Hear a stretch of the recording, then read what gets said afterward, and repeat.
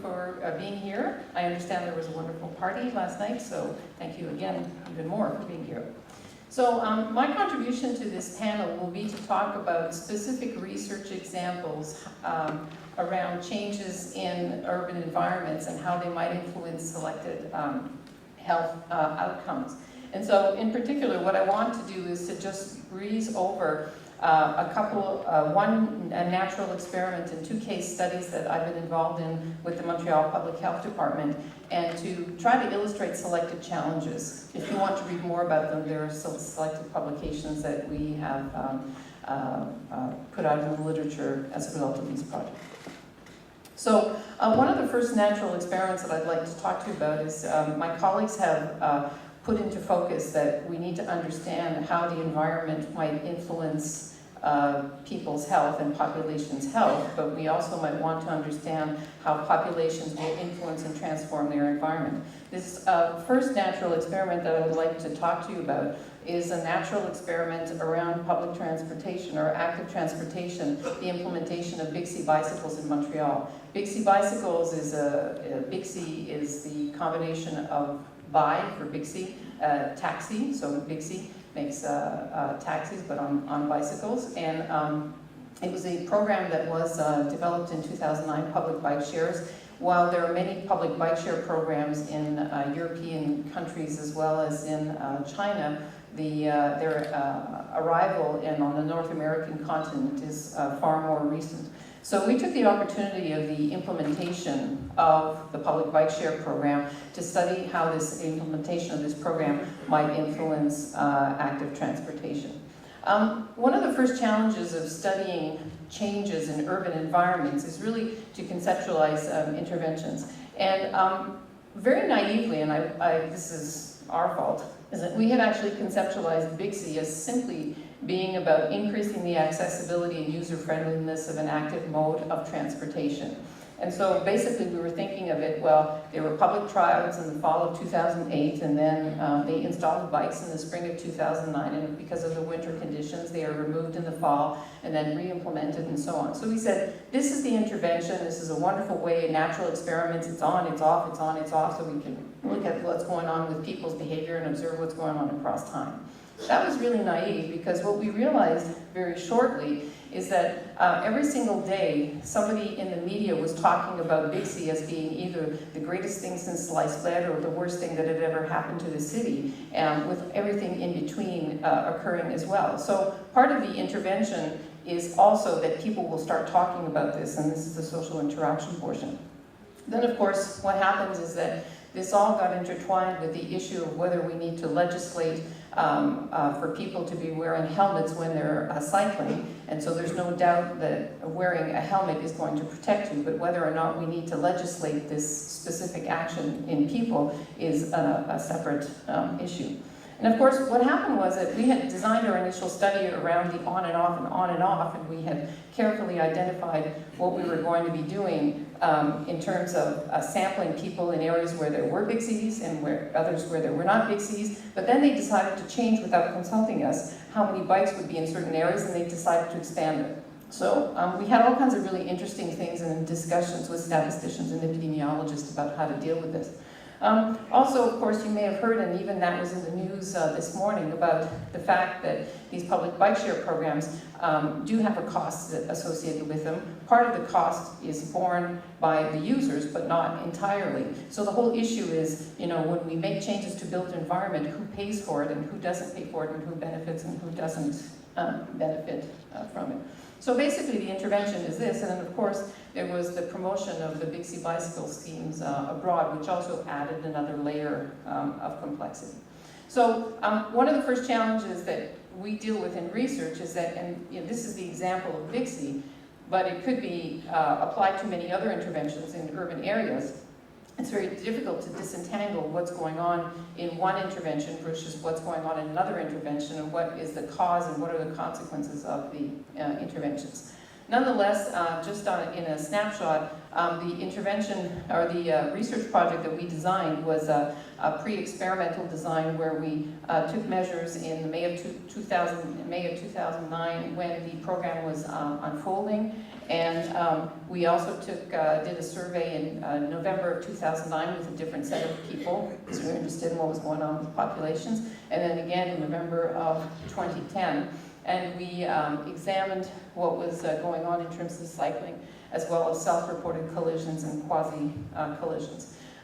Just a couple of findings, and you can read more detail about this with some of my colleagues, Daniel Fuller, Dr. Daniel Fuller, former student and now colleague of mine, and Jan Kesten, who's also a colleague at the Centre de Recherche du CHUM.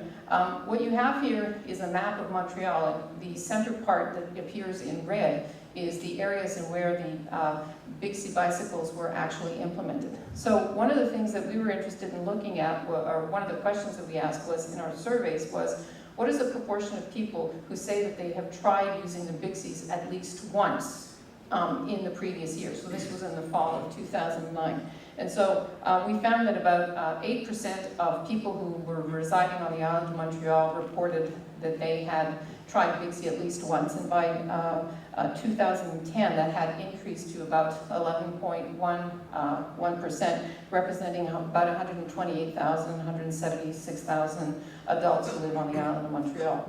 Now, what you might expect, of course, and we didn't need an investigation to document this, was that those people who live close by to where there were docking stations for the bicycles, this prevalence was a lot higher. So what we see is those people who lived in neighborhoods where there were Bixis are about 14% as opposed to 8% that said that they had used Bixi at least once. And in the non-Bixi neighborhoods, what we observed was that it was about 6%.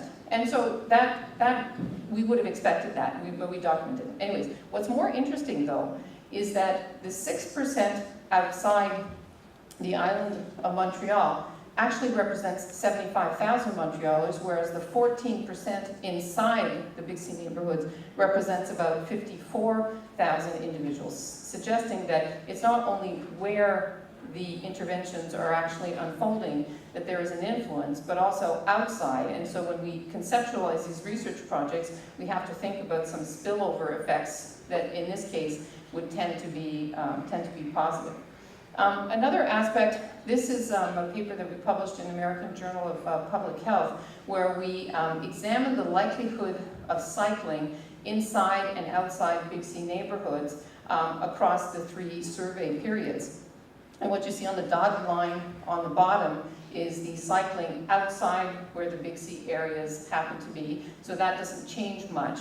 But in the areas where there are Bixi bicycles, you see a steady increase of the likelihood of people cycling, but that increase only becomes statistically significant 2 years after the implementation of the public bike share, which suggests that when we're studying changes that occur to the environments and the changes that might indicate changes that might occur either in health or in health behaviors in this particular case, that we might want to think of these as slow-moving kind of changes, and we need to design our research in function to be able to catch that. So there are many more things that we can say about this, and perhaps if you're interested, we can discuss this a little bit later. But I would also like to share 2 other projects very, very briefly in terms of, we're looking at here we looked at the effect of a change in the environment, how it influenced people's behavior. Now we're sort of switching the tables, and we did a case study around community mobilization. What do people say about the kind of environments where they live, and what would they actually like to see? So this specific case study was part of a study of the grassroots intervention projects aims at transforming the built environment to support physically active travel. And it was the Montreal component of a bigger project which is called Healthy Canada by Design, and if you Google that you can find more information on the web.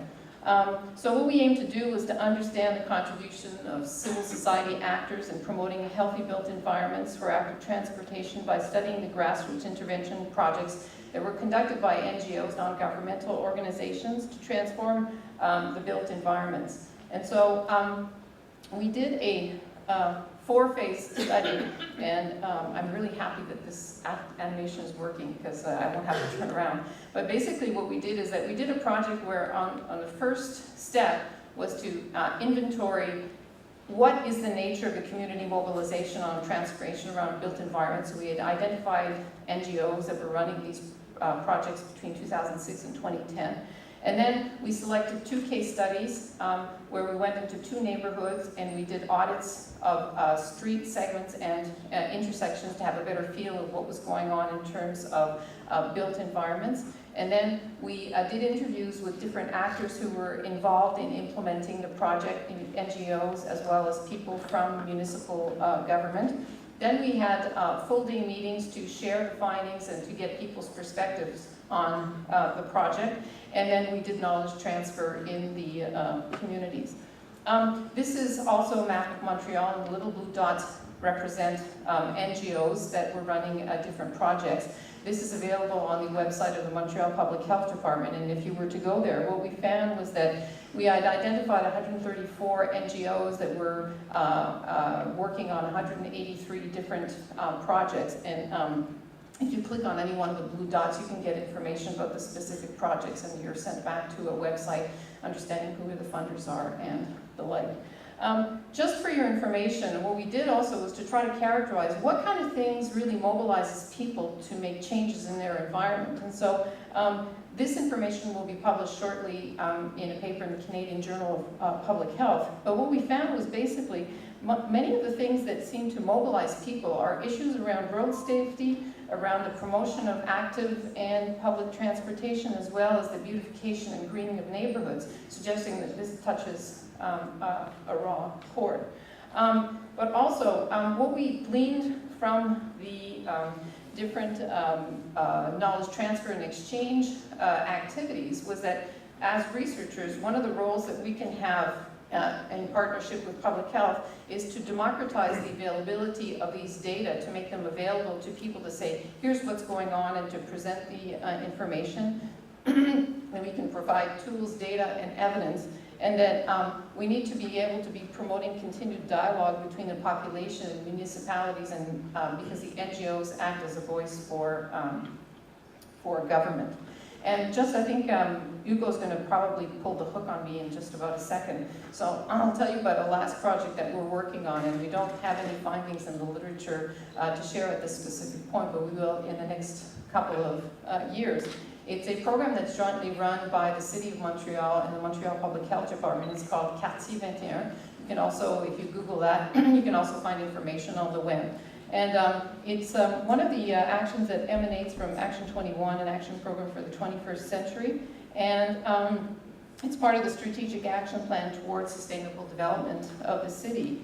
And the Q21 program allocates funds to community groups in support of projects to transform the built environment that are consistent with different objectives that are set out in the Q21 program. And so currently what we're trying to do is to understand, we're trying to describe the logic model that is underlying the specific program as an intervention to transform the built environment that is that transform the built environment of Montreal neighborhoods. We're also trying to understand the notoriety of the project to ascertain public perceptions of the need for changes, and to estimate the changes in the built environment through a photographic journal, which involves the development of different measurement instruments. So in closing, I would like to leave you with a citation of Albert Einstein, who has of course influenced many of us and has had many wonderful contributions. And he said, "Theory is when we know everything but nothing works. Practice is when everything works but we really don't know why." Then he says, "We always end up by combining theory and practice so that nothing works and we really don't know why." So hopefully with some of the research that we can collectively conduct, everything will work, and now we will know why. Thank you for your attention.